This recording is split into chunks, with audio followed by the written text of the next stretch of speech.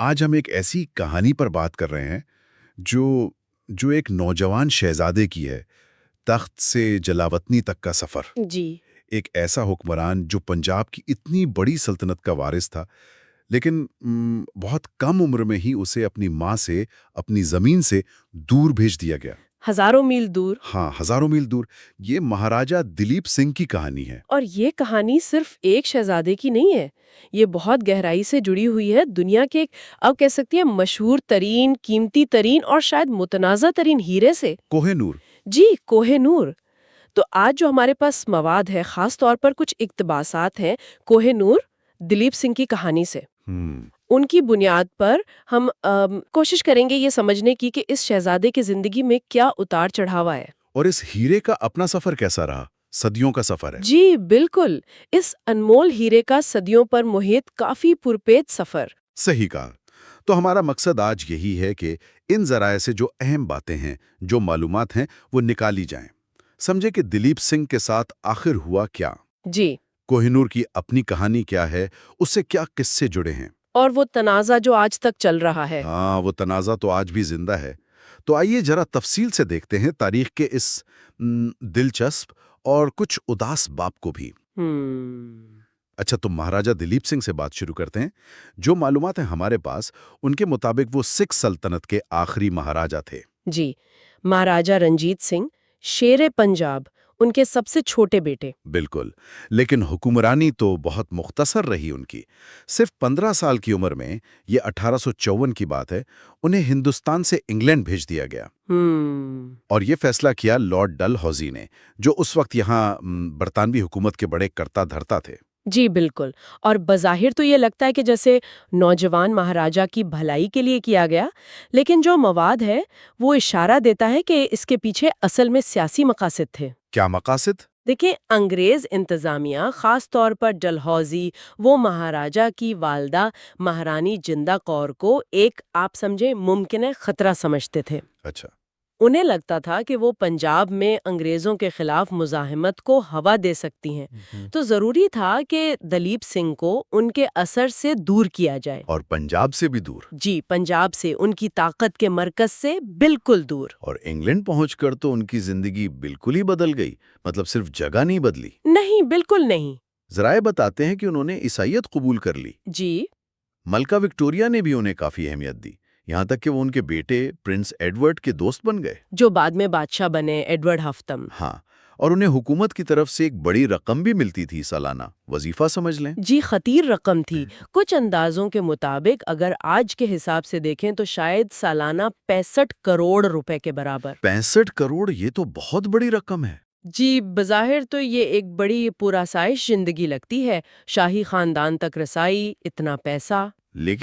لیکن یہ ایک طرح سے سونے کا پنجرا تھا، یہ نو آبادیاتی حکمت عملی کا حصہ تھا، آپ کہہ سکتی ہیں۔ کیسے؟ ایک سابق حکمران کو اس کی جڑوں سے، اس کی ثقافت سے، اس کے ورثے سے کاٹ دینا، اسے مکمل طور پر انگریز رنگ میں رنگ دینا۔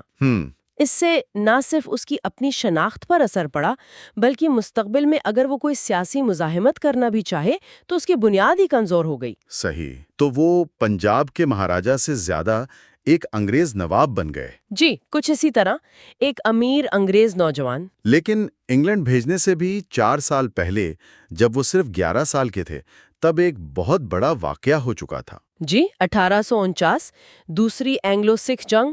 ہاں، سکھوں کی شکست ہوئی اور انگریزوں نے پنجاب پر مکمل قبضہ کر لیا۔ جی، اور اسی دوران، جیسا کہ یہ مواد بتاتا ہے، لارڈ ڈلہوزی نے نوجوان دلیپ سنگھ سے کوہ نور ہیرا لے لیا، حاصل کر لیا، جیسا کہ وہ کہتے ہیں۔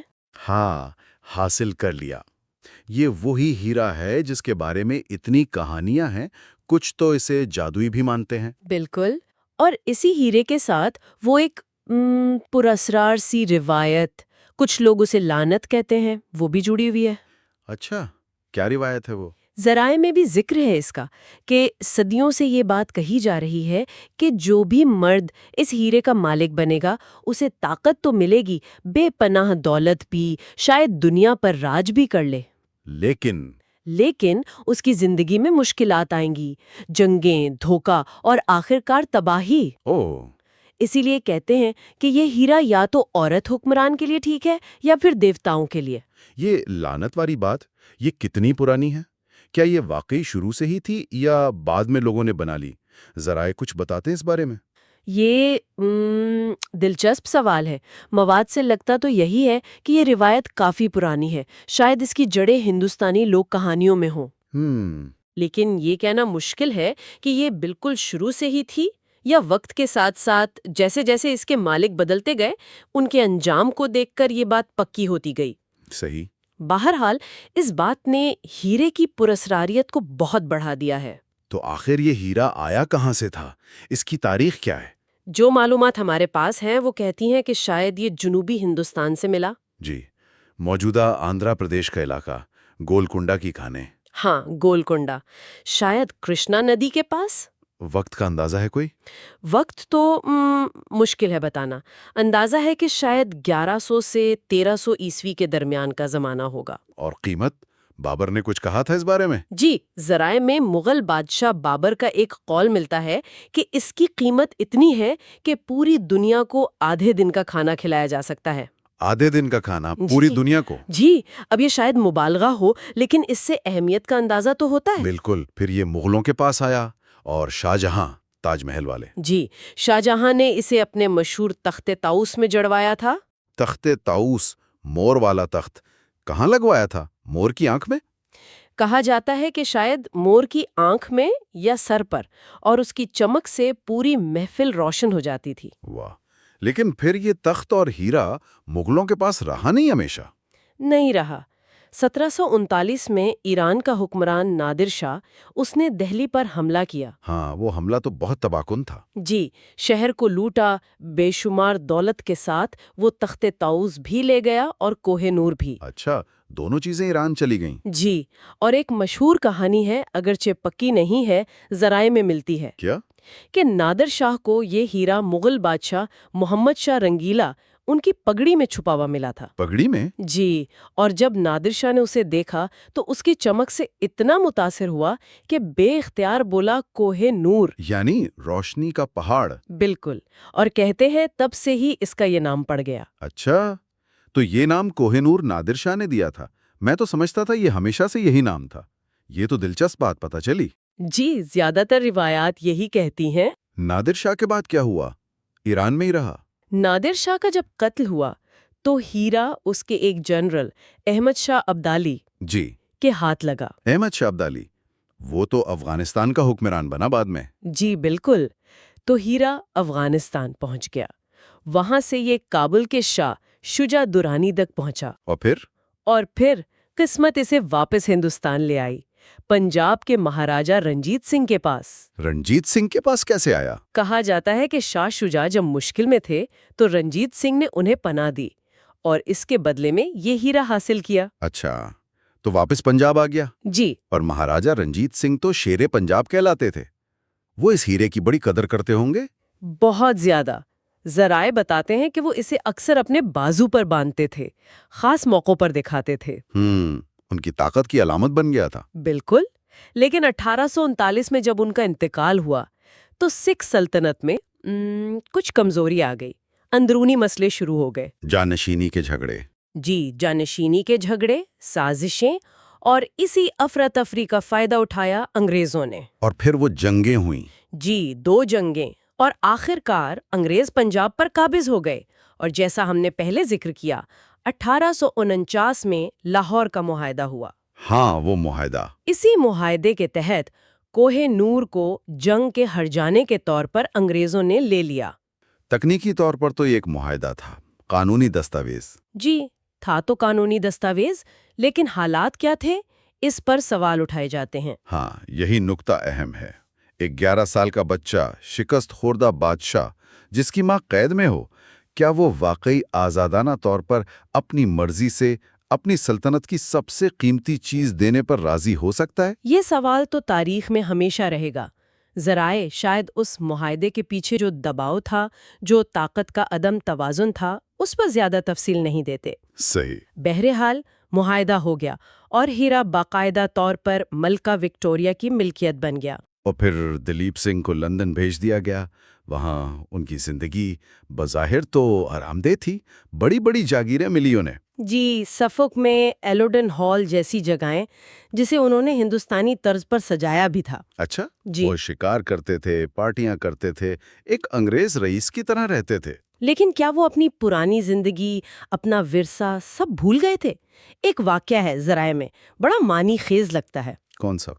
جب وہ نوجوان تھے، ملکہ وکٹوریہ نے انہیں کوہ نور دکھایا جو اب برطانوی تاج کا حصہ بننے والا تھا۔ جی، دلیپ سنگھ نے اپنے ہاتھ میں لیا، کچھ دیر دیکھا اور پھر خاموشی سے ملکہ کو واپس کر دیا۔ تصور کرنا بھی مشکل ہے کہ اس وقت ان کے دل پر کیا گزری ہوگی۔ بالکل، اپنی سلطنت کی سب سے قیمتی نشانی کسی اور کے ہاتھ میں ایک ٹرافی کے طور پر۔ شاید اسی وقت ان کے اندر کچھ بدلا ہو، کوئی چنگاری بھڑکی ہو۔ لگتا تو یہی ہے، کیونکہ بعد کی زندگی میں وہ اس انگریزی طرز زندگی سے مطمئن نہیں رہے۔ جی نہیں، معلومات بتاتی ہیں کہ انہوں نے دوبارہ سکھ مذہب اپنانے کی کوشش کی، ہندوستان واپس آنے کی کوششیں۔ ناکام کوششیں۔ ہاں، ناکام، یہاں تک کہ روس جیسی طاقتوں سے رابطہ کیا کہ انگریزوں کے خلاف مدد مل جائے۔ جی ہاں، ان کی زندگی کا جو آخری حصہ ہے وہ کافی تلاطم خیز ہے اور افسوسناک بھی۔ کیا ہوا؟ وہ مالی مشکلات کا شکار ہو گئے، برطانوی حکومت سے تعلقات خراب ہو گئے اور وہ یورپ میں ایک طرح سے دربدر پھرتے رہے۔ آخرکار 1893 میں صرف 55 سال کی عمر میں وہ پیرس کے ایک معمولی سے ہوٹل میں انتقال کر گئے، تقریباً گمنامی کی حالت میں۔ ایک مہاراجا کا یہ انجام؟ جی، ایک عظیم سلطنت کا آخری وارث جس کی شروعات تخت و تاج سے ہوئی، اس کا اختتام اتنی بے بسی میں ہوا۔ اور کوہ نور؟ دلیپ سنگھ کی کہانی تو ختم ہو گئی، لیکن ہیرے کا سفر تو جاری رہا۔ لندن پہنچ کر کیا ہوا اس کا؟ لندن پہنچنے کے بعد وہی لعنت والی بات ذہن میں رکھتے ہوئے یہ فیصلہ ہوا کہ اسے صرف حکمران ملکہ یا بادشاہ کی بیوی پہنے گی۔ اچھا، مرد بادشاہ نہیں پہنے گا؟ جی، مرد بادشاہ کے تاج میں نہیں لگایا گیا۔ پھر 1851 میں لندن میں ایک بہت بڑی نمائش ہوئی، دی گریٹ ایگزیبیشن۔ ہاں، کرسٹل پیلس والی۔ جی بالکل، وہاں کوہ نور کو بھی رکھا گیا نمائش کے لیے، برطانوی شان و شوکت دکھانے کے لیے۔ لیکن سنا ہے لوگ کچھ خاص خوش نہیں ہوئے اسے دیکھ کر۔ جی بالکل یہی بات ہے، مواد بتاتا ہے کہ لوگ مایوس ہوئے۔ مایوس؟ کیوں؟ اس وقت ہیرے کی جو تراش تھی وہ پرانی ہندوستانی طرز کی تھی، وہ شاید روشنی کو اس طرح نہیں بکھیرتی تھی جیسے یورپی تراش کرتی ہے۔ تو وہ پھیکا لگا؟ جی، لوگوں کو وہ ایک بے جان سا شیشے کا ٹکڑا لگا، اس پر کافی تنقید ہوئی۔ تو پھر کیا کیا انگریزوں نے؟ اس رد عمل کے بعد ملکہ وکٹوریہ کے شوہر پرنس البرٹ، انہوں نے فیصلہ کیا کہ ہیرے کو دوبارہ تراشا جائے۔ اچھا، ریکٹ کروایا؟ جی، اسے ایمسٹرڈیم بھیجا گیا۔ ایک مشہور ڈچ جوہری تھے مسٹر کینٹر، ان کے پاس 38 دن لگے اسے تراشنے میں، جدید بریلینٹ کٹ سٹائل میں۔ اس سے کیا فرق پڑا؟ ذرائع بتاتے ہیں کہ وزن 186 کیرٹ سے کم ہو کر تقریباً 105.6 کیرٹ رہ گیا۔ یعنی تقریباً 40% وزن کم ہو گیا۔ جی، بہت بڑی کمی تھی۔ اب وہ پہلے جتنا بڑا تو نہیں رہا، لیکن چمکدار بہت ہو گیا، مرغی کے انڈے جتنا کہتے ہیں۔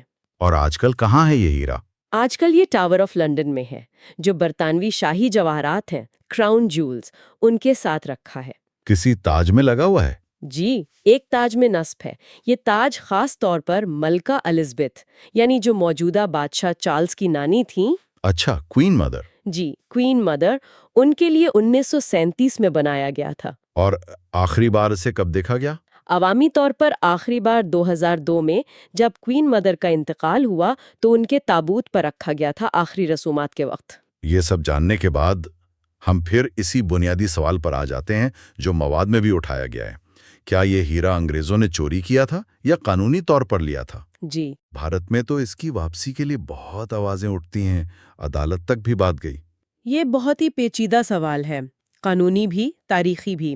جیسا کہ ذرائع بتاتے ہیں، بھارتی حکومت کا یا عدالت کا پہلے موقف یہ رہا ہے کہ چونکہ یہ لاہور کے معاہدے کے تحت لیا گیا تھا، جو دو ریاستوں کے درمیان ایک معاہدہ تھا، چاہے ایک ہاری ہوئی تھی اور ایک جیتی ہوئی، صحیح۔ اس لیے اسے قانونی طور پر چوری کہنا یا بین الاقوامی سطح پر اس کی واپسی کا دعویٰ کرنا وہ آسان نہیں۔ اور برطانوی حکومت کا بھی یہی موقف ہوگا۔ جی، ان کا بھی یہی موقف ہے کہ یہ تحفہ نہیں تھا بلکہ معاہدے کا حصہ تھا۔ لیکن اس معاملے میں ایک اور مسئلہ بھی ہے نا؟ صرف بھارت تو دعویٰ نہیں کرتا اس پر۔ بالکل، یہ بات اسے اور بھی الجھا دیتی ہے۔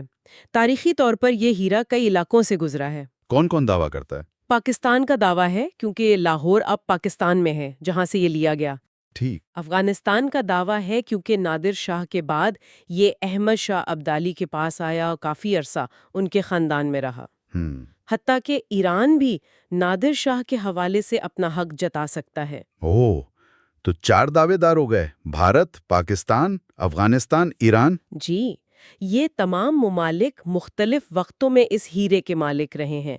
اس سے واپسی کا سوال بہت زیادہ پیچیدہ ہو جاتا ہے۔ تو یہ تھی مہاراجہ دلیپ سنگھ اور کوہ نور ہیرے کی کہانی، جو ہم نے دستیاب معلومات کی روشنی میں آپ کے سامنے رکھنے کی کوشش کی ہے۔ جی، ایک کم سن بادشاہ کا تخت سے جلاوطنی اور پھر گمنام موت تک کا سفر۔ اور ایک ہیرے کی ہزاروں سال پر محیط تاریخ، جس میں سلطنتیں بنی بگڑیں، اس سے جڑی وہ پراسرار کہانیاں، لعنت کی روایتیں۔ اور ایک بین الاقوامی تنازع جو آج بھی حل نہیں ہوا۔ یہ کہانی صرف ایک پتھر یا ایک بادشاہ کی نہیں ہے، یہ تو بہت کچھ سوچنے پر مجبور کرتی ہے۔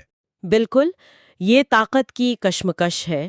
نوآبادیاتی دور کے کیا اثرات ہوتے ہیں، اس کی وراثت کیا ہے، قومی شناخت کیا چیز ہے، ملکیت کے سوالات کتنے پیچیدہ ہو سکتے ہیں۔ صحیح۔ یہ مواد ہمیں دکھاتا ہے کہ کیسے ایک بے جان چیز، ایک ہیرا، صدیوں تک انسانی تاریخ کا، جذبات کا، فتوحات کا، المیوں کا، بین الاقوامی تعلقات کا مرکز بن سکتا ہے۔ اور آخر میں یہ ذرائع ہمیں ایک سوال کے ساتھ چھوڑ جاتے ہیں، جس پر شاید سننے والے بھی سوچیں۔ جی، کیا کوہ نور کو اس کی اصل جگہ واپس لانے کی کوشش ہونی چاہیے؟ اور اگر ہاں، تو وہ اصل جگہ کون سی ہے؟ بھارت، پاکستان، افغانستان، ایران، یا پھر اسے وہیں رہنے دیا جائے جہاں وہ اب ہے، ٹاور آف لنڈن میں، تاریخ کے ایک پیچیدہ متنازع باب کی علامت کے طور پر؟ یہ ایسا سوال ہے جس کا کوئی آسان جواب نہیں ہے۔ بالکل، اور شاید یہی اس ہیرے کی لمبی اور ہنگامہ خیز تاریخ کا سب سے بڑا ثبوت ہے۔